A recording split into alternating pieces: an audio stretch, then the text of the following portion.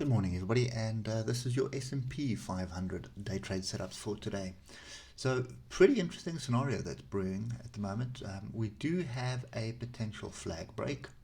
So, we've been talking about this channel for quite some time, and it really interesting how it got going yesterday, because it was looking like a pullback, sort of a continuation to the bottom end of the channel, and then it was a pretty solid bullish bar to get to the top. The challenge we have at the moment is there's quite a bit of structure here. So remember, this is the head and shoulders. So there's the shoulder, there's the double head, and there's the right shoulder there. So we've tested this twice already. This is now the third time that we are testing the head and shoulder structure. So pay attention to this. So there is my head and shoulders. That is my technical move, or should I say target. So that target is 42.75. Okay. At the same time, if we put a Fibonacci on this, okay, you will see that we are flirting around at the 50% Fibonacci of this previous move to the upside. Okay, so there you have the bullish structure, okay, with the flag break. So we formed a flag here and we've broken. So that's the bullish setup. And then you have the head and shoulders retest for the third time. And it's a case of, is it third time lucky or is it third time unlucky?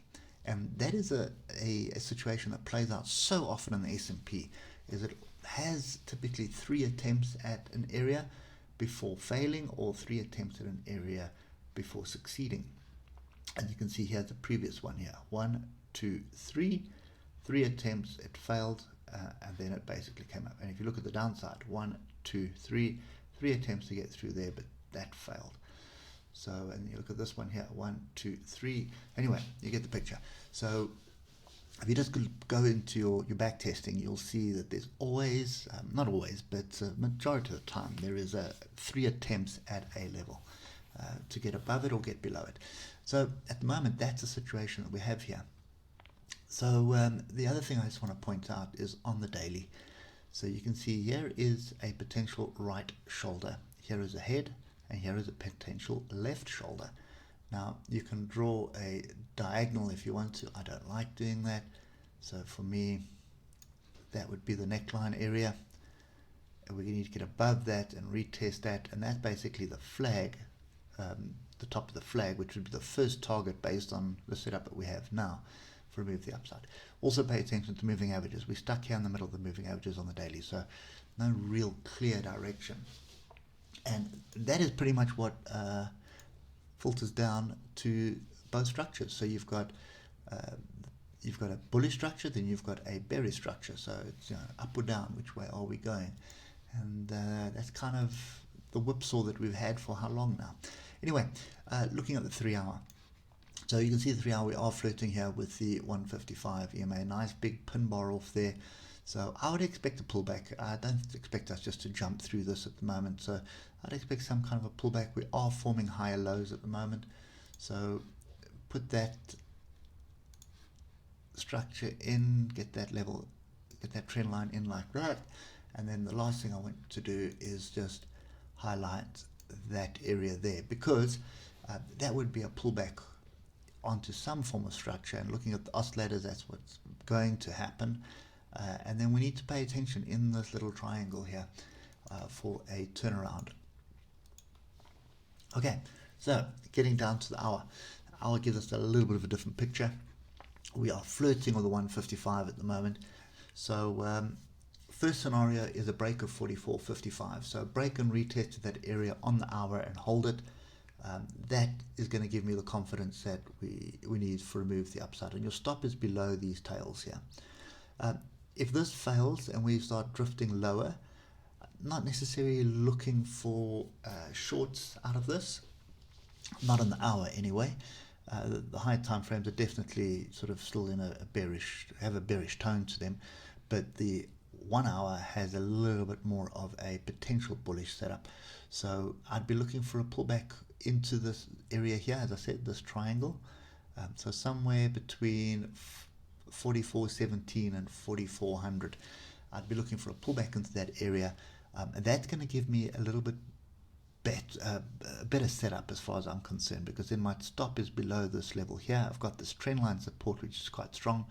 I've got horizontal support. I've got a whole cluster of support in this triangle here, which would give me a little bit more confidence for a move back up to at least contest this area again at 44.50.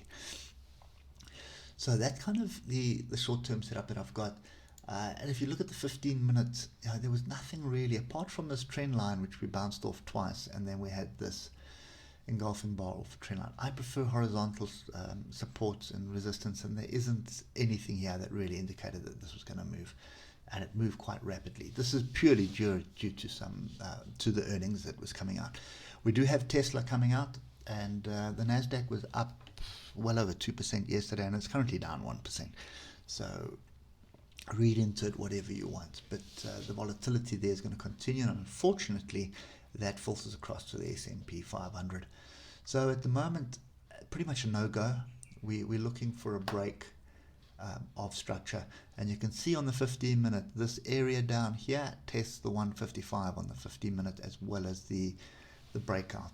So I would be of the opinion 44.17 and as low as 4400 is what you need to pay attention to. Price gets back there, you have an opportunity for a potential long, and what you're looking for is a tight stop loss, so somewhere around there. I suppose 380 points isn't that tight, but it's as tight as you're going to get. So smallest position, manage your risk correctly so that your risk isn't that high, because if you start dropping below the swing lows of yesterday, then all bets are off. You'll be continuing to the downside. But I think for me at the moment, it is poised for something bigger. We just need to wait for confirmation to see which way it's going to go. There's just too much indecision that we've got in the market right now. So lower time frames, and then you're looking for a potential move to the upside, but I want to see a pullback first. I want to see either a pullback or I want to see a solid break and then a pullback before jumping in on it. Hope it helps, and we'll catch up with you tomorrow morning. Cheers for now.